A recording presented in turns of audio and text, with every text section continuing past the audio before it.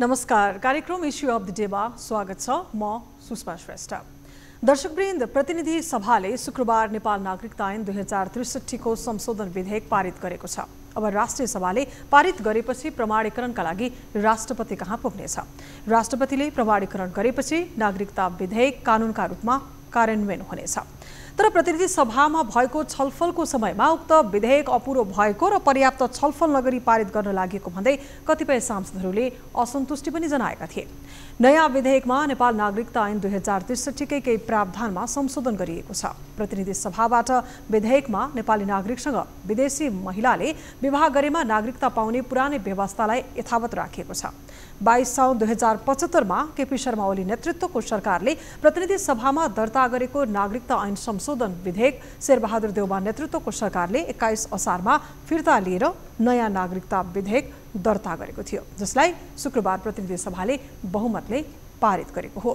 यो नागरिकता विधेयक किन ल्याउनु पर्यो, यसले पुरानो ऐनको कुन कुन व्यवस्था संशोधन गर्यो र संविधानले भनेको कुन विषय सम्बोधन गरेन, यिनै विषयमा आजको कार्यक्रम इश्यू अफ द डेमा हामी केन्द्रित हुनेछौँ। र हामीसँग थप कुराकानी गर्नको लागि स्टुडियोमा अधिवक्ता स्वागत नेपाल हुनुहुन्छ। उहाँ उन्नत लोकतन्त्र पार्टीका अध्यक्ष पनि हुनुहुन्छ।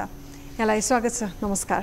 धेरै धन्यवाद सुषमाजी। आरामै हुनुहुन्छ? ठिक छु। हजुर, अब यही मुख्य रूपमा नागरिकताकै विषयलाई हामीले आजको कार्यक्रम इश्यू अफ द डेमा जोड्दै गर्दा अहिलेको नागरिकता विधेयकमा नागरिकता प्राप्ति गर्नका लागि जे प्रावधानहरू राखिएको छ, यो पारित गरेका विषयहरू, त्यसलाई कसरी हेर्नु भएको? सबैभन्दा पहिला तपाईँको धारणा बुझौँ। ओके, सबैभन्दा पहिला चाहिँ नागरिकता प्राप्ति र समाप्तिको संसारका देशहरूका आफ्ना आफ्ना सिद्धान्तहरू हुन्छन्। मान्छेको हुन पाउँदैन। हाम्रो देशको पार्टी चलाउने, सरकार चलाउने, मन्त्रालय चलाउने, अदालतमा फैसला गर्ने न्यायाधीश वा तपाईँ पत्रकार वा नागरिक समाजको एउटा मान्छेले नागरिकताको बारेमा अवधारणा बनाउन पाउँदैन। पहिलो कुरा, नागरिकता सम्बन्धी अवधारणा व्यक्तिको हुँदैन, पार्टी सरकार प्रमुखको पनि हुँदैन। त्यो राष्ट्रको अवधारणा हुन्छ, राष्ट्रको सिद्धान्त हुन्छ, जसलाई व्यक्तिले परिवर्तन गर्न पाउँदैन। विचार राख्न पाइन्छ? विचार त राख्न पाइन्छ, तर विचार कति बेला सिद्धान्त हुन्छ। तपाईँलाई एउटा कुनै झिल्को आउँछ सोचको, त्यो सोचलाई तपाईँले व्यवस्थित ढङ्गले यसरी व्यवहारमा उतार्न सकिन्छ भन्नेलाई कोडिफाइड गर्नुभयो भने, संहिताबद्ध गर्नुभयो भने, त्यसलाई व्यवस्थित ढङ्गले सिस्टमेटिकल्ली भन्नुभयो त्यो सोचलाई भने त्यो सोच सिद्धान्त बन्छ। हेर्नुहोस् है, त्यो सिद्धान्तलाई धेरै मान्छेहरूको बिचमा वास्तवमा यो हो रहेछ भन्ने बनाउन सक्ने गरिकन आस्था जन्माउनुहुन्छ। त्यो सिद्धान्त विचार हुन्छ। सोच सिद्धान्त हुन्छ, सिद्धान्त विचार हुन्छ। त्यो विचारलाई तपाईँले एउटा सङ्गठनभित्र अभ्यास गर्नुभयो, प्रयोग गर्नुभयो, त्यसलाई प्र्याक्टिकल्ली प्रमाणित गर्नुभयो, सङ्गठनभित्र मात्रै, पुरै देशभित्र होइन। वा यो जुन हामी न्युज 24 भित्र छौँ, यसले संसारको मिडिया व्यवस्थापनसँग सम्बन्धित नयाँ खालको सोच, यो हेड अफ द इन्स्टिट्युसन जो हुनु होला उहाँले ल्याउनु भयो र यो सञ्चार गृहमा चाहिँ त्यसलाई प्र्याक्टिकल्ली प्रमाणित गर्नुभयो भने त्यो अब सोच सिद्धान्तमा आएर विचार हुँदै त्यो पथ बन्छ। हेर्नु, जो प्रचण्ड पथ इत्यादि के भन्छ नि मान्छे, त्यो त पथ हुन सकेन। सङ्गठनभित्र, आफ्नो सङ्गठनभित्र लागू गर्यो भने त्यो पथ हुन्छ र त्यो पथ पनि विकसित भएर अनि वाद बन्छ। सोच, विचार, सिद्धान्त, पथ र वाद। अहिले हामीले भनेको विचार चाहिँ गर्न सक्छ, कसैले विचार दिन सक्छ, तर राजनीतिमा मात्रै नभएर पुरै राष्ट्रनीतिमा, परराष्ट्र नीतिमा त्यो किन परराजनीति नभनेको, परराष्ट्र नीति किन भनेको? हेर्नुहोस् है, राष्ट्रनीति राजनीति फरक कुरा हुन्छ। राष्ट्रनीति हो नागरिकतासँग सम्बन्धित नीति, यो राजनीति होइन। त्यसकारण राष्ट्रनीति जुन हुन्छ नि, त्यो संसारका देशहरूमा नागरिकतासँग सम्बन्धित दुई प्रकारका राष्ट्रनीतिहरू छन्। भनेको दुई प्रकारका देशहरू छन् नागरिकता सम्बन्धी कस्तो सिद्धान्त लिने भन्ने। एउटा लामो भयो भने म रोक्छु है। एउटा चाहिँ जस स्याङ्निस प्रिन्सिपल भन्छ। त्यो जस स्याङ्निस प्रिन्सिपलमा विश्वास गर्ने देशहरूमा जन्मको आधारमा आएका मान्छेलाई सोझै वंशजको आधारमा नागरिकता दिइँदैन। त्यो चाहिँ रक्त सम्बन्धबाट नागरिकताको प्राप्ति हुन्छ। जस्तो भनौँ न, अहिलेको प्रधानमन्त्री शेरबहादुर देउवा यो शेरबहादुर देउवा भन्ने नाम चाहिँ बेलायती मान्छेको हुँदैन कि, अमेरिकी मान्छेको हुँदैन। भद्रप्रसाद नेपाल यस्तो नाम क्यानेडियनको अमेरिकनको हुँदैन। भनेको यो बेलङनेस जुन हुन्छ नि त्यो चाहिँ रक्त सम्बन्धको आधारबाट तयार हुँदै आएको हुन्छ र रक्त सम्बन्धको आधारबाट मात्रै नागरिकता प्रदान गर्ने देशहरू जस स्याङ्गेस प्रिन्सिपलमा विश्वास गर्ने केही देशहरू छन्। तपाईँले उत्तर कोरिया देख्नुहुन्छ, भुटान देख्नुहुन्छ, नेपाल, चाइना यी लगायतका देशहरू छन्। त्यो बाहेक एउटा जस सली प्रिन्सिपल भन्ने हुन्छ। त्यो राष्ट्रनीति नागरिकताको सम्बन्धमा जुन जुन देशले लिएका हुन्छन् नि ती देशहरू जस्तो तपाईँले क्यानाडा देख्नुहुन्छ, अमेरिका देख्नुहुन्छ होइन, लगायत अब फ्रेन्चहरू पनि पहिला जस स्याङ्गेसमै थिए। अलि सैद्धान्तिक जस्तो लाग्न सक्छ, तर ती राष्ट्रहरूले कहिले पनि कानुनी प्रक्रिया र कागज मात्रै मिलाएको भरमा नागरिकता दिँदैनन्। हेर्नुहोस् है, अमेरिकामा जस्तो, क्यानाडामा जस्तो त्यो नागरिकतासँग सम्बन्धित नीति के हुने भन्ने कुरो कोही मान्छे थपका आएर प्रधानमन्त्री हुने बित्तिकै राजनीति गरेर राष्ट्रनीतिलाई परिवर्तन गर्न सक्दैन। यसो भएको हुनाले अहिले एकदम अपेरेन्टली सोझो हेर्दाखेरि सिधै यो अहिलेको विधेयकलाई कसरी हेर्नुहुन्छ भन्दा यो हाम्रो राष्ट्रनीतिको विरुद्धमा छ। हाम्रो राष्ट्रनीति हामी जस स्याङ्गेस प्रिन्सिपलमा विश्वास गर्ने देश हो भन्ने कुरो संविधान सभामा हामीले प्रस्तुत गरेको। म स्वयंले पनि त्यति बेला 75वटै जिल्ला घुमेर जनतासँग अवधारणाहरू लिएर जनताको अवधारणा पत्र पिपल्स विल पेपर भनेर हामीले संविधान सभालाई बुझायौँ। त्यो फुटनोटमा पनि उहाँले राख्नु भएको छ। त्यसमा के स्वीकार गरिएको छ भने यो देश रक्त सम्बन्धको आधारमा जस स्याङ्गेस प्रिन्सिपलमा नागरिकता प्रदान गर्ने देश हो। अहिले हामीले यसलाई जस सलीतर्फ लग्यौँ।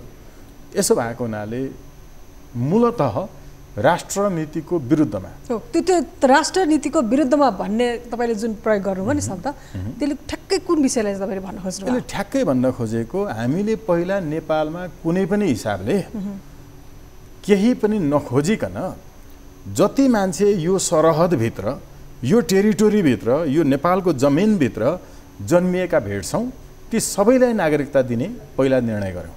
हेर्नु है, त्यसपछि उनीहरूबाट जन्मिएकाहरूलाई हामीले अनि वंशजको आधारमा नागरिकता दिने निर्णय गऱ्यौँ। यसले के देखाउँछ भने हामीले पहिला भेटे जति सबैलाई नागरिकता दिने। यो संसारमा नेपाल मात्र एउटा यस्तो देश हो जुन देशले नागरिकता प्रदान गर्दैन।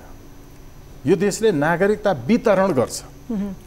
हामी स्कुलमा हुँदाखेरि वार्षिक स्कुलका चाहिँ दिवसहरूमा चकलेट वितरण गर्थे नि, यसरी त्यो वितरण गरे जसरी वितरण गर्छ। त्यसैले अहिलेको यो संशोधित नागरिकता विधेयकले अझै नागरिकता दिने भन्दा वितरण गर्न सहज बनाइदियो। प्रदान गर्दै छैन, वितरण।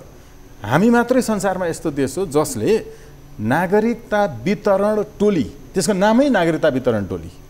हेर्नुहोस् है, टोली नागरिकता वितरण, टोलीबाट नागरिकता लिएको भन्ने सुन्नुभयो होला नि यहाँले। यहाँको बुवाहरू दाईहरू अलिक बढी उमेरको हुनुहुन्छ भने टोलीबाट प्रदान गरेको नागरिकताहरूमा धेरै जसोमा जन्ममिति नलेखेर जन्म लेखेको ठाउँमा चाहिँ जन्ममितिमा वर्ष लेखिदिएको छ सिधै। हेर्नु है, यो नागरिकता वितरण टोली नामै भएको हुनाले यसले वितरण गर्दै हिँड्छ चकलेट बाँडे जस्तो। तपाईँलाई एउटा ड्राइभिङ लाइसेन्स लिनुपर्दा तपाईँको ड्राइभिङ लाइसेन्स छ कि छैन भनेर घरमा ड्राइभिङ लाइसेन्स वितरण टोली आउँछ? टोलीले सोधेर दिन्छ? नागरिकता बाँड्दै हिँड्ने देश संसारमा नेपाल मात्रै हो। यति खुकुलो, यति राष्ट्रको अस्मितामाथि चाहिँ तपाईँको खुलेआम दुर्व्यवहार गर्ने, अर्को शब्दमा त्यसलाई बलात्कार भन्न सकिन्छ, नेपालमा विरुद्धमा यस्तो संसारको कुनै देशमा हुँदैन। ड्राइभिङ लाइसेन्स लिन पनि तपाईँ त्यहीँ जानुपर्छ, फर्म भर्नुपर्छ, प्रक्रिया पुरा गर्नुपर्छ। कागजात मिलेन भने तपाईँले पाउनुहुन्न, ट्रायल दिनुपर्छ। अहिले के गरियो, 3 जना मान्छे बस सिफारिस गरेर देऊ वितरण टोली बनाएर। यहाँनिर नेपाली आमा बुवाबाट नेपालमै जन्मिएको व्यक्तिले नागरिकता पाउनको लागि नेपालमा 18 वर्ष कुर्नुपर्छ, त्यो छ होइन? तर यो 5-7 वर्ष कुर्नै नसक्ने गरी अहिले भएको खटपटलाई कसरी बुझ्ने त्यसो भए? 5-7 वर्ष पछाडि देश बेच्ने कि 5-7 वर्ष अगाडि नै बेच्ने भन्ने चाहिँ विदेशीहरूका एजेन्टहरू बीचमा प्रतिस्पर्धात्मक रूपमा एउटा प्रयास भएको थियो। एउटा पक्ष भन्दै थियो 5-7 वर्ष पछाडि बेच्ने, अर्को पक्ष भन्दै थियो 5-7 वर्ष अगाडि नै बेच्ने। अगाडि बेच्ने र पछाडि बेच्ने दुवैजनालाई अहिले इन्डियाले सम्मान गर्यो। थाहा पाउनु भने अस्ति 14 जुलाईमा तपाईँको चाहिँ इन्डियन एक्सप्रेसको प्रथम पृष्ठमा नेपालका प्रधानमन्त्री शेरबहादुर देउवा, जसले नागरिकता विधेयकलाई इन्डियाले त्योभन्दा अगाडि दिएको 7वटा बुँदालाई सुझावमा लिएर नागरिकता विधेयक ल्याउनु भयो र पास गर्नुभयो भनेर बधाई विज्ञापन जसरी छाप्यो। तर शेरबहादुर देउवा भनेर फोटो चाहिँ केपी ओलीको छापेको थियो। हेर्नु हैन, फोटो केपी ओलीको छापेको थियो भनेको यही काम केपी ओलीले पनि गर्दै थिए, जिम्मा उनलाई लगाएको थियो। उनले जिम्मा लगाएको पाएको जे थियो त्यो काम अहिले देउवाले गरे। उनीहरू कन्फ्युजनमा परेछन्। मैले काम लगाएका मेरा नोकर चाकरहरू मध्ये कुन चाहिँले त्यो काम गर्यो थाहा भएन। धेरैजना नोकर चाकर भएपछि कुन चाहिँले काम गर्यो थाहा भएन। जसलाई धन्यवाद दिए पनि मालिकको काम भइहाल्यो। शेरबहादुर देउवा भनेर केपी ओलीको फोटो राखेर चाहिँ गरे हैन। त्यो अर्को पनि थाहा पाउनु होला, 7वटा चाहिँ सजेसन हैन नेपालका लागि दिएको यिनै देउवा, ओली, प्रचण्ड, बाबुराम, यो चाहिँ तपाईँको उपेन्द्र। भनेपछि अहिले यो विधेयकको चर्चा त लामो समयदेखि भइरहेको थियो। अहिले हठातमा यो विधेयकलाई चाहिँ संसदमा लगेर पारित गर्नुको पनि राजनीतिक उद्देश्य त्यही थियो। एकदमै एकदमै यो त आजदेखि होइन, खास गरिकन 2019 सालको संविधानले यसरी वंशजको आधारमा नागरिकता प्राप्त गर्नेका सन्तानहरूले मात्रै वंशजको आधारमा प्राप्त गर्ने हो भन्ने कुरालाई निश्चित गरेको थियो। हेर्नुहोस्, जस्ट साङ्ग्रेस प्रिन्सिपलमा विश्वास गर्ने देशहरूले नि यसरी पटक पटक यति मितिसम्ममा यो देशभित्र जन्मिएका सबैलाई नागरिकता एकै ढङ्गले दिने भन्ने निर्णय गर्दैनन्। यो निर्णय गर्ने जुन प्रक्रिया हुन्छ र त्यो निर्णय गर्नका लागि यो मितिसम्म अधिकृत नागरिकताको विषय आज मात्र त होइन नि त, अहिले यो पटक मात्रै संशोधित नागरिकता विधेयकमा मात्र समावेश भएको त होइन नि, यस अगाडि नै थियो त। फेरि किन अहिले चाहिँ यसरी बल्झेको यो विषय? अब हेर्नुहोस् है, अङ्गीकृत नागरिकताको सवालमा यो कति महत्त्वपूर्ण हुन्छ भन्ने कुरा अमेरिकी रक्षा मन्त्रालयको भवनमा अमेरिकी राष्ट्रपतिको कार्यालयमा, त्यहाँ पनि कार्यालय सफा गर्ने मान्छेहरू त हुन्छन्, त्यो सफा गर्ने मान्छेहरू जो कर्मचारी हुन्छन् नि तिनीहरूलाई अमेरिकाको अरू स्टेटमा जन्मेको छ भने त्यो जागिर दिँदैनन्। त्यो डिसी भित्रै जन्मेको हुनुपर्छ। हेर्नुहोस्, चाइनाले किन त्यहाँको कम्युनिस्ट पार्टीको चाहिँ पोलिट ब्युरो मेम्बरहरू मेनल्यान्डमै जन्मेका मान्छेहरू मात्रै बाहेक अरूलाई राख्दैन?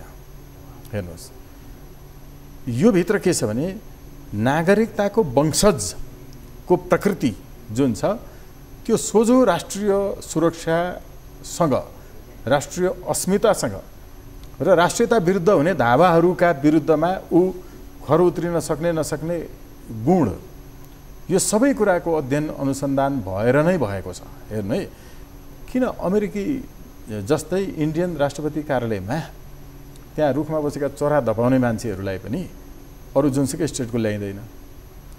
किन अमेरिकाको तपाईँको चाहिँ दुईवटा विषयको पिएचडी गरेको हेनरी किसिन्जर, जसको चाहिँ यो किसिन्जर डिप्लोमेसी संसारभरिका विश्वविद्यालयहरूमा पढाइ हुन्छ, तपाईँ हामीले त्यही कुरा पढेर आएका हौँ, उनले मात्र एउटै कारणले उनी त्यहाँभित्र नजन्मिएको हुँदा राष्ट्रपति हुन पाएनन्। हेर्नुहोस्, तपाईँको म्याडलिन अलब्राइटको त्यस्तै छ हिस्ट्री। यो के हो भने नागरिकताको सम्बन्ध, त्यसको प्रकृतिको सम्बन्ध राष्ट्रिय सुरक्षासँग पनि जोडिएको छ, यो जनसङ्ख्याको व्यवस्थापनसँग पनि जोडिएको छ। हेर्नुहोस्, जनसङ्ख्याको व्यवस्थापन अहिले संसारका सबै राष्ट्रहरूको अब मुख्य मुद्दा बन्दैछ। त्यसो भएको हुनाले अङ्गीकृत नागरिकहरूलाई जो हामीले भन्दाखेरि नेचुरलाइज्ड भन्छौँ नि, त्यसलाई नेचुरलाइज्ड गरिएको मात्रै हो। Naturally he or she is not a citizen of Nepal, कुनै एउटा मुलुक होइन, नेपालको भनौँ।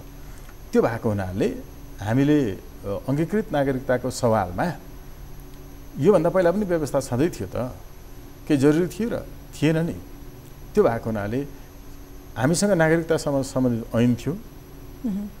यहाँ जन्मिएका मान्छेहरूको बुवा छैन, मरिसक्यो, बाढी पहिरोमा परेर ऊ सिन्धुपाल्चोकमा तपाईँको चाहिँ एउटा कस्तो घटना आएको थियो, दुईवटा परिवारको नाबालक एउटा छोरा एउटा छोरी मात्रै बाँचे, दुईटैको घर पुर्दियो हैन। अब उहाँहरूको हजुरबा पनि हुनुहुन्न, काका बुवा पनि हुनुहुन्न, पुरै परिवार लग्यो, उहाँले नागरिकता नपाउने, बुवाहरू अब शनाखत गरिदिने हुनुहुन्न, नागरिकताहरू पनि छैन देखाउनलाई। भनेपछि अहिले बनेको यो संशोधित नागरिकता विधेयकबाट पनि यदि कोही सन्तानले बच्चाले बाबु अथवा आमा गुमाएको अवस्था छ र अरू कसैले नागरिकता दिन परिवारले रुचाएन भने नागरिकता पाउने स्थिति छैन है। अहिले यो अवस्थामा चाहिँ कस्तो देखियो भने यी मान्छेहरूको सवालमा पहिला पनि यस्तो भयो भने सरजमिन मुचुल्का तयार गर्ने, वडाध्यक्षहरू बस्ने, गाउँका भलादमीहरू बसेर यो वास्तवमा यति समयमा भएको यो चाहिँ दैवी वा प्राकृतिक प्रकोपमा परेर हैन बुवा आमाहरू मरेपछि बाँचेको यो सन्तानलाई देख्ने हामी त्यति बेलादेखिका मान्छेहरू छौँ भनेर सरजमिन मुचुल्कामा धेरै मान्छे बसेर अनि त्यसलाई पालिकाले टिप्पणी उठाएर अनि सिडिओ कार्यालयमा पठाएर अनि सिडिओले पनि त्यो सबै घटनाहरू त हेर्छ नि। यस्तो घटनाहरूको त तपाईँको रेकर्ड हुन्छ गभर्मेन्टसँग। यो हेरेर अनि नागरिकता दिने चलन त पहिल्यै थियो त। अहिले किन तपाईँलाई कसैको बुवा आमा पत्ता लागेन, 81 पत्ता नलाग्ने बित्तिकै नेपालको नागरिक हुने गरिकन तपाईँले प्रमाणपत्र दिनुपर्ने आधार के छ, कारण के छ? हेर्नुहोस् है, म यस्तै कामहरू गर्छु जहाँ धेरै चेलीबेटीहरू तपाईँको डान्स बार क्याबिन रेस्टुरेन्टमा काम गर्नुहुन्छ र त्यहाँ कसको थाहा हुँदैन, बच्चा गर्भस्थ हुन बाध्य हुनुहुन्छ, त्यस्तै पीडाबाट गुज्रिएर आएर केही कामहरूमा संलग्न हुनुहुन्छ, उहाँहरूका बच्चाहरूको चाहिँ जिम्मेवारी कसैले लिँदैन तर बच्चा छ। यस्तो सवालमा पनि हो यस्ता विषयलाई सम्बोधन गर्न चाहिँ कानुनले नियमावलीहरू बनाएर यसलाई प्रमाणित गर्न सकिन्छ नि त। हाम्रो सर्वोच्च अदालतबाट बलराम केसी श्रीमानले डान्स बार क्याबिन रेस्टुरेन्टमा काम गर्ने चेलीहरूका यस्ता धेरै समस्या आएपछि उहाँले यत्रो ठुलो एउटा फैसला लेख्नुभयो। त्यो फैसलामा उहाँले निर्देशिका नै बनाइदिनु भयो, उहाँहरूको बारेमा यसरी चाहिँ रेखदेख गर्ने, स्वास्थ्यमा यसरी ध्यान दिने, त्यहाँ उहाँलाई आइडेन्टिटी कार्ड दिने। यो कति वर्षदेखि त्यस्तोमा काम गर्नुभएको छ, त्यो आइडेन्टिटी कार्डले प्रमाणित गर्छ नि त। अब अघि मैले जोड्दै के थिएँ भने हो यस्तो हकमा हो कोही दुर्घटनामा परेर मर्यो हैन, बलात्कारमा परेर जन्मियो, यहाँले नाम भन्न गाह्रो छ तर नेपालको राजनीतिक इतिहासमा एउटा ठुलो योगदान गरेको मान्छे, उहाँको छोराको चाहिँ अन्तर्राष्ट्रिय स्तरमा कूटनीतिक एउटा पहिचान पनि, उहाँले आफ्नै दिदीसँगको चाहिँ सम्बन्धबाट बच्चा जन्मियो। त्यो बच्चा जन्मिएपछि उहाँले अलि ठुलो भएपछि त्यो कुरो बुझेपछि जो बच्चा जन्माउने अब उसलाई मामा भन्ने कि बुवा भन्ने, उसको नाम नराखिकन हजुरबुवाको नामबाट नागरिकता बनाउनु भयो। हेर्नु है, उहाँ त पहुँचवाला हुनुहुन्थ्यो र बनाउनु भयो। तर उहाँले के बुझ्नुभयो भने अलिकति हुर्केपछि मलाई जसले जन्मायो बुवाको रूपमा त्यसले त मेरो आफ्नै आमा भनेको उसको त दिदी रहेछ, मेरो दिदी चाहिँ अथवा उसको दिदी चाहिँ होइन कमजोर भएको कारणले उहाँले चाहिँ यसो गर्नुभएको रहेछ, म उसलाई कहिले पनि बुवा भन्दिनँ, बरु हजुरबाको नाम लेख्छु भनेर लेख्नुभयो नि। पहुँच नहुनेहरूको के हुन्छ, उहाँ त आजीवन अनागरिक हुनुपर्थ्यो। हामी अहिले सम्झ्यौँ न, पारिजात जसको शिरीषको फुलदेखि लिएर होइन मैले नजन्माएको छोरोसम्म कति रचनाहरू हामीले पढेका छौँ नि। अहिले बेलायतको चाहिँ तपाईँको विश्वविद्यालयमा पढाइ हुन्छ उहाँले लेखेका किताबहरू।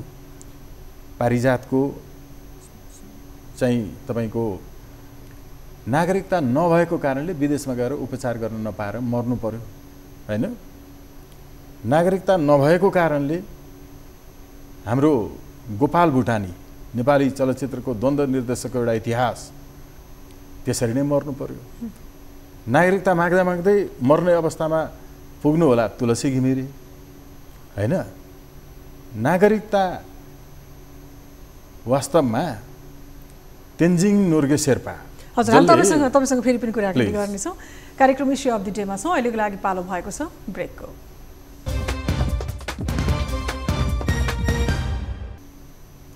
ब्रेकपछि फेरि पनि स्वागत छ कार्यक्रम इस्यु अफ द डेमा। इस्यु अफ द डेमा आज हामीले नागरिकता विधेयकलाई जोडिरहेका छौँ। अधिवक्ता स्वागत नेपाल हामीसँग स्टुडियोमा हुनुहुन्छ, यहाँलाई फेरि पनि स्वागत छ। धेरै धन्यवाद। अब यहाँले मुख्य विषय नै उठाउँदै हुनुहुन्थ्यो, तर यी समग्र विषयमा पनि हामी जोड्न चाहेको मुख्य कुरा चाहिँ जस्तो एनआरएनहरूले पनि नागरिकता पाउने भन्ने छ। त्यसमा केही राजनीतिक अधिकार नपाउने, मत हाल्न नपाउने भन्ने मुख्य विषय छ।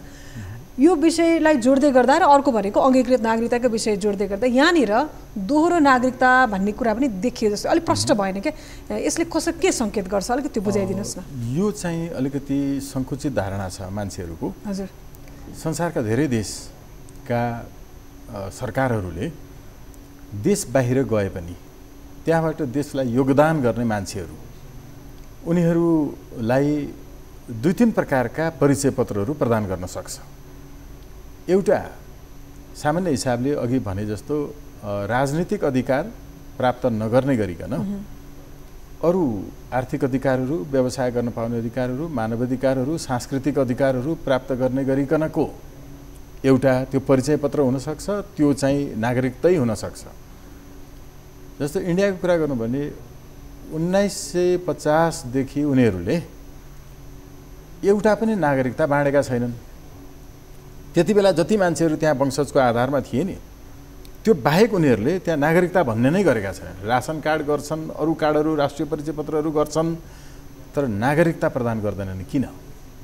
तर उनीहरूले विदेशमा रहेका एनआरआई, उनीहरूको हाम्रो एनआरएन जस्तो जुन छ, त्यो एनआरआईलाई उनीहरूले आफ्नो देशमा लगानी गर्ने शर्तमा नागरिकता सरहको चाहिँ प्रमाणपत्र जारी गर्छन्। त्यसलाई नागरिकता भन्न चाहिँ मिल्दैन। त्यसलाई नागरिकता भन्न मिल्दैन। त्यो नागरिकता नै होइन। जस्तो तपाईँले सिक्किममा हेर्नु भने त्यहाँ चाहिँ सिक्किमको नागरिकता हुँदैन। सिक्किम सब्जेक्ट भनेको मान्छे हो होइन, सब्जेक्ट भनेको पर्सन। त्यो भएको हुनाले त्यहाँ उनीहरूले चाहिँ यी परिचय पत्रहरू प्रदान गर्छन्। यो परिचय पत्रहरू प्रदान गर्दाखेरि त्यसले नागरिकता वा स्वसरहको काम गर्छ। हेर्नुहोस् है, हामीले अघि जोड्दै थियौँ नि, सर्वोच्च शिखर सगरमाथा चढ्ने तेन्जिङ नोर्गे शेर्पा, जसको नाममा हामी गर्व गर्छौँ, उहाँले किन इन्डियन नागरिकता लिएर नै मर्नु पर्यो? राष्ट्रिय आधार थिएन। सगरमाथा चढोस् कि जहाँ चढोस्, त्यति कठोर हुन्छ कि राष्ट्र भनेको, कठोर हुनै पर्छ। यसो भएको हुनाले हामीले नेपाली मूलको, अघि मैले भन्दै थिएँ नि, त्यो भद्रप्रसाद नेपाल भन्ने नाम गरेको मान्छे अमेरिकन, बेलायती त हुन सक्दैन होइन। नेमिङली त्यसको अघि हामीले जस्ट चाइनिज प्रिन्सिपल अनुसार यो रुटको मान्छे हो भन्ने उसलाई आइडेन्टिफाइड गर्यो भने र यहाँबाट ऊ अन्यत्र गएको हो भने, एउटा मैले पहिले एउटा गीत लेखेको थिएँ कि, जहाँसम्म फैलिएको छ यो मनको माटो त्यहीँसम्म पुगी छाड्छ गोर्खालीको बाटो भनेर। हरेक मान्छे संसारको जुन जुन कुनामा पुग्छ नि, त्यहाँ हाम्रो देशको एउटा सानो अंश पुगिरहेको हुन्छ। सांस्कृतिक रूपमा पुगेको हुन्छ, भावनात्मक रूपमा पुगेको हुन्छ। उसलाई हामीले यो परिचय पत्रहरू दिएर लगानीका लागि र कुनै पनि बेला अप्ठ्यारो परेको बेलामा सुरक्षाका लागि समेत प्रत्याभूति दिनलाई जरुरी छ। त्यो संसारको नागरिकतै प्रदान नगर्ने देशले पनि गर्छन्। यसो भएको हुनाले यसमा चाहिँ कन्फ्युजनमा पर्नुपर्ने कुनै कारण छैन। विदेशमा पुग्नेहरूले मुलुकका लागि अझ धेरै बढी योगदान गर्न सकुन्।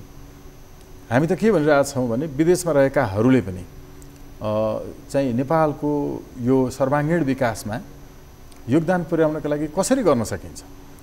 सोझै खुला सिमाना छ, यता आएर बच्चा जन्माउँछ, नेपालमा जन्मेको सबैलाई नागरिकता दिनुहुन्छ, यही होइन अहिलेको विधेयकले भनेको। अनि यस्तो संसारमा अर्को कुनै देश छ?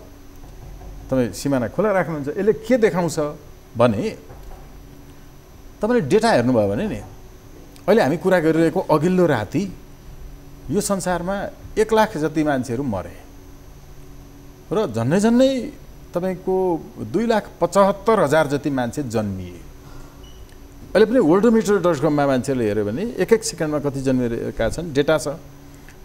यो पृथ्वीमा हरेक दिन 1 हप्ताभित्र मर्ने होइन, जन्मिने बित्तिकै मर्ने होइन, जन्मिसकेपछि आफ्नो औसत आयु बाँच्ने गरिकन 2 लाखको सङ्ख्यामा मान्छेहरू थपिँदैछन्। यो अवस्थालाई युवल नोआ हरारीको 21 लेसन्स फर 21st सेन्चुरीले कस्तो राम्रोसँग देखाएको छ। अब यसले के गर्दैछ भने नि, अबको 5 पुस्ता पछाडि लगभग यो हाम्रो यो टेबल जत्रो छ नि, अहिले यो टेबलभन्दा ठुलो साइजको कागज राख्यो भने के हुन्छ?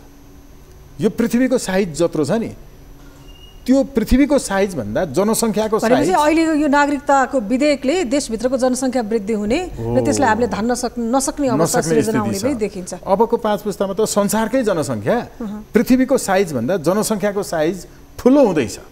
तथ्याङ्कले यही देखाएको छ। अबका संसारका सबै देशहरूको पहिलो एजेन्डा अघिल्लो दशकमा एड्ससँग सम्बन्धित थियो।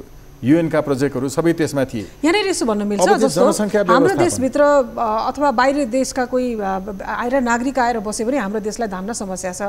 यदि लगभग हाम्रो 3 करोडको हामी जनता 3 करोड हामी जनता चाहिँ यदि भारतमै पुगेछौँ भने पनि भारतलाई हामी भएका यी नेपालीलाई व्यवहार गर्नलाई कुनै समस्या पर्ने अवस्था छैन। उसले त 7 वर्षको प्रावधान राखेको छ भने हामीलाई के हतार भन्न मिल्छ? कस्तो राम्रोसँग भन्नुभयो हेर्नुहोस्। अहिले यहाँले भन्नुभएको ठ्याक्कै बच्चा जन्मिएपछि मात्रै नागरिकता भित्राएको चेलीलाई दिने देशहरू पनि छन्। हेर्नुहोस् है, जनसङ्ख्या नेपालको जति छ त्योभन्दा बढी इन्डियामा सडकमा भिख माग्न बस्ने मान्छेहरूको सङ्ख्या छ। हामी त्यहाँ गएर उनीहरूलाई केही फरक परेन। केही फरक परेन। हाम्रो जम्मा जनसङ्ख्याभन्दा उनीहरू मगन्तीहरू छन्। हेर्नुहोस् सडकमा बसिरहेकाहरू। उतातिर चाइनाको हेर्नुहोस्, संसारकै जनसङ्ख्याको डेमोग्राफीमा ठ्याक्कै देखिने चाहिँ तपाईँको चित्र देखिन्छ। डेमोग्राफिक तपाईँको म्यापमा हेर्दाखेरि हामी कहाँ छौँ? नेपालले अहिले जुन नीति ल्यायो नि नागरिकतासँग सम्बन्धित, यो नीति पनि छ संसारका अरू देशमा। तर कस्ता देशमा छ? त्यस्ता देशमा जुन देशमा मान्छेहरूको आबादी नै सरकारले बढी हुनुपर्छ भनेर नीति लिएको छ। त्यो भनेको के हो भने जनसङ्ख्या थोरै भएका देशहरू क्यानाडा जस्ता अमेरिका जस्ताहरूले पिआरहरू दिन्छन्, डिबी चिट्ठा खोलेर मान्छे लान्छन् र उनीहरूलाई जनसङ्ख्याको अझै आवश्यकता छ धेरै कारणले। हेर्नुहोस् त्यो उनीहरूको नीति हो। नेपाल राष्ट्रको नीति त्यो हो। नेपाल राष्ट्रले अरू देशबाट मान्छे ल्याउनु पर्ने गरिकनको नागरिकता दिने नीति लिनुपर्ने हो र कसैले विवाह गरेर आफ्नो देशै छोड्न चाहन्छ भने त्यो मान्छे त्यही लायकको हो कि ऊ जहिले पनि जुन देशमा जान्छ त्यो देशमा दोस्रो दर्जाको नागरिक बनेर बस्न तयारै हुनुपर्छ। जसले देशलाई प्रेम गर्दैन त्यसले अर्को कसैलाई प्रेम गर्दैन। प्रेम गर्न लायक पनि हुँदैन। देशैलाई प्रेम नगर्नेहरूले अर्कै देशको नागरिकसँग विवाह गर्छ भने उसले त्यो देशको जे कानुन छ त्यो कानुन मान्नुपर्छ। अब उनीहरूको कसैको विवाह चाहिँ हुन्छ भने उसको जीवनको व्यक्तिगत समस्यालाई समाधान गर्न राष्ट्रले नागरिकताको नीति परिवर्तन गर्नु हुँदैन। कुरा यो त्यो भएको हुनाले हामीले त के गर्दै आयौँ भने खुला सिमाना छ, सबैलाई पस्न देऊ। अहिले कुनै सरकारसँग डेटा छ आजैको मितिमा कति मान्छे खुला सिमानाबाट नेपाल आएर बसे भन्ने कुरो? अनि बस्यो, बच्चा जन्मायो, नागरिकता प्राप्त गरिहाल्यो। हजुर, अब यो संसदबाट पास भएकै विषयमा जोड्न चाहे। हाम्रो संसदबाट के पास हुन्छ के पास हुँदैन भन्न सकिन्न। यो केही समय अगाडि तपाईँसँग एमसिसीको विषय पनि कुरा भएको थियो। त्यति बेला पनि त्यो एमसिसी पनि त्यसरी नै पास भएको अवस्था थियो। अहिले पनि हेर्ने हो भने नागरिकता विधेयक पनि उस्तै पारा देखियो। यो कसरी बुझ्ने? हामी एकदम फास्ट ट्र्याकमा छौँ भनेर बुझ्ने अथवा हामीले जे जस्तो गरिरहेका छौँ ओजपूर्ण निर्णय चाहिँ संसदले गर्न सकेन भनेर बुझौँ? कसरी बुझ्ने? होइन, संसदले त यिनका मालिकहरू इन्डियनहरूले जे 7 बुँदे सुझाव दिए त्यही सुझाव अनुसार ठ्याक्कै जस्ताको तस्तै पास गरे। यो आजदेखिको होइन नि, फेरि यो धेरै अगाडिदेखि हरेक पटक नेपालमा जति पटक राजनीतिक परिवर्तन हुन्छ त्यो परिवर्तन सँगसँगै हाम्रो कट अफ इयर, अघि हामीले भनेका थियौँ कट अफ इयर भनेको यस्तो समय बिन्दु सरकारले निर्धारण गर्छ त्यो समयसम्म देशभित्र भेटिएका सबैलाई नागरिकता दिने। हेर्नु, जन्मिए जति सबैलाई त्यो टेरिटोरीभित्र।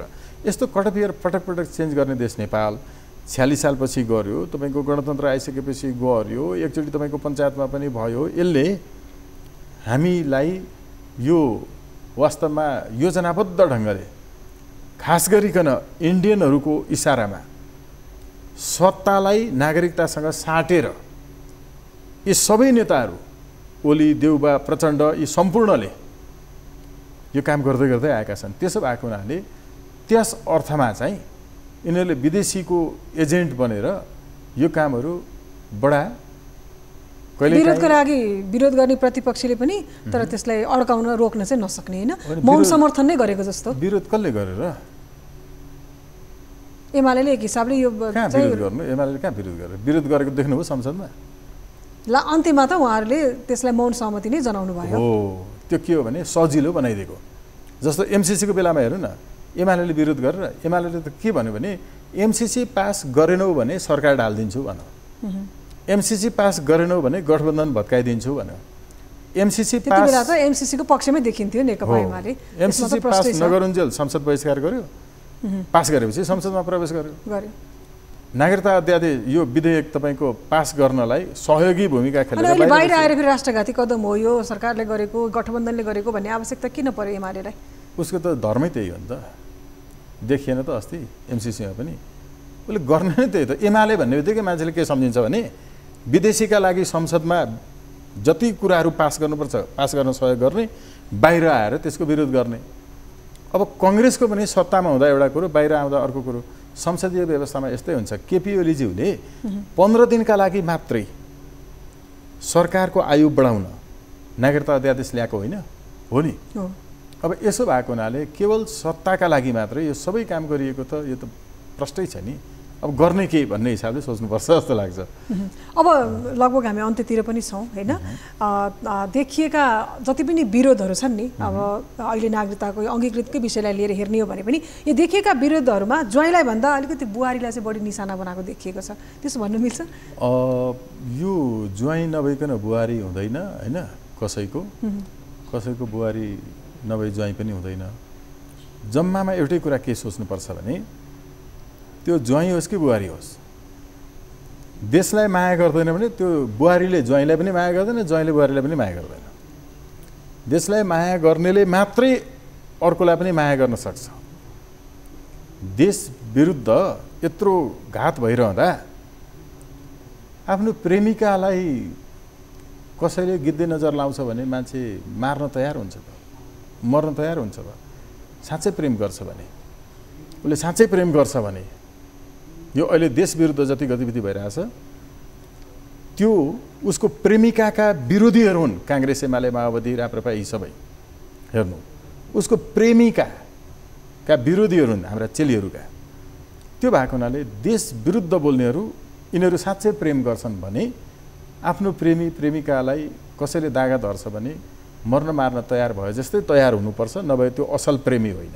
अर्को एउटा गम्भीर विषय यो जाँदा जाँदै आमाको नामबाट नागरिकता पाउनुपर्छ सन्तानले भन्ने बहस लामो समय भइराखेको विषय हो होइन? बाबुले जसरी आफ्नो सन्तानलाई आफ्नो नाम दिन सक्ने, नागरिकता बनाउन सक्ने अधिकार राख्छ, त्यस्तै एउटा जन्म दिने आमाले पाउनुपर्छ भन्ने बहस भएको त निकै गम्भीर विषय लामो समय देखियो। अब अहिले यो कुराहरूले संरक्षण गर्न सक्यो? पाइन्छ आमाको नाउँबाट पनि भन्नुहुन्छ सांसदहरूलाई यो प्रश्न गर्दा, यसको जवाब भेटियो? म पनि लामो समयदेखि आमाको नामबाट नागरिकता प्राप्त नगरेका चेलीहरूका मुद्दाहरू हेरिरहेको छु। त्यो भनेको नेपाली आमा भनेको हो के, नेपाली बाबु भनेको हो, नागरिक भएको आमा वा बुवाको सन्तान हो भने म त के पक्षमा छु थाहा छ? यो थर लेख्ने चलन छ नि, यो थर लेख्ने चाहिँ छोरीकै थर लेख्नुपर्छ। बिहा गरेकै आधारमा थर परिवर्तन हुनु भएन हो। त्यो कुनै पनि चेलीबाट जन्मिएको सन्तान केटा मान्छेको त त्यहाँ अब भनौँ न खुलेरै, केटा मान्छेको त्यहाँ वीर्य छ, केटी मान्छेको त 9 महिनासम्म यहाँ भित्र बसेको छ र केटी मान्छेले यो नाकबाट फेरेको श्वास उसको नाभिमा गएर उसको फोक्सो चलेको हुन्छ। उसको हरेक श्वास, गर्भमा बच्चा हुँदा आमाले आफ्नो श्वास रोकिदिन् भन्ने बच्चा मर्छ नि त। त्यस्तो बढी अपनत्व र बढी निजत्व चाहिँ आमासँग जोडिएको हुन्छ सन्तानको। बुवा भनेको विश्वास हो, आमा भनेको सत्य हो। त्यसकारण आमाको नामबाट थर पनि हुनुपर्छ, आमाको नामबाट नागरिकता पनि हुनुपर्छ। छोरा र छोरी बीचको विभेदलाई अन्त्य गर्न सक्ने एउटै कुरा हो, छोरीको थर चाहिँ उसका सन्तानले क्यारी गर्दैन, त्यसकारण उसका त सन्तानै बिलाएर गए। छोरी मात्रै जन्मिनेहरूको चाहिँ एउटै मात्रै कारण हो, उसका सन्तान अब बिलाएर गए। किनभने अहिले भनौँ न, जस्तो महाकवि लक्ष्मीप्रसाद देवकोटा होइन, भीमनिधि तिवारीज्यू उहाँको छोरीहरू हुनुहुन्छ नि, महाकवि लक्ष्मीप्रसाद देवज्यूका छोराहरूको र भीमनिधि तिवारीज्यू हाम्रो साहित्यकार जसको छोराभन्दा छोरीले काम गरिरहनु भएको छ, छोराहरू चाहिँ होइन हुनु भएन भन्ने चाहिँ मैले पढेको थिएँ। त्यही भएको हुनाले लक्ष्मीप्रसाद देवकोटा चाहिँ अलिक बढी जीवन्त जस्तो देखिनु भयो मृत्युपछि पनि। छोरीको नामबाट थर पनि हुनुपर्छ, छोरीको नामबाट नागरिकता पनि हुनुपर्छ, तर त्यो छोरी त्यो सन्तान जो जन्मियो त्यो जन्मिएको चाहिँ कि बाउ पत्ता नलागेको हुनु पर्यो, तर सरजमिनले देखाउनु पर्यो नेपालीबाटै जन्मेको थियो भन्ने कुरो। नेपाली हो भने चाहिँ आमाको नामबाट चाहिँ बाउको नामबाट भन्दा खासमा पहिलो प्राथमिकतामा नागरिकता दिनुपर्छ। हजुर, हस्, धन्यवाद यो समय र साथको लागि यहाँलाई आभार व्यक्त गर्छु। दर्शकवृन्द, कार्यक्रम इस्यु अफ द डेमा हामीले नागरिकता विधेयकको विषयलाई नै आज जोडेका थियौँ। आजको लागि यति नै, बिदा पाऊँ, नमस्ते।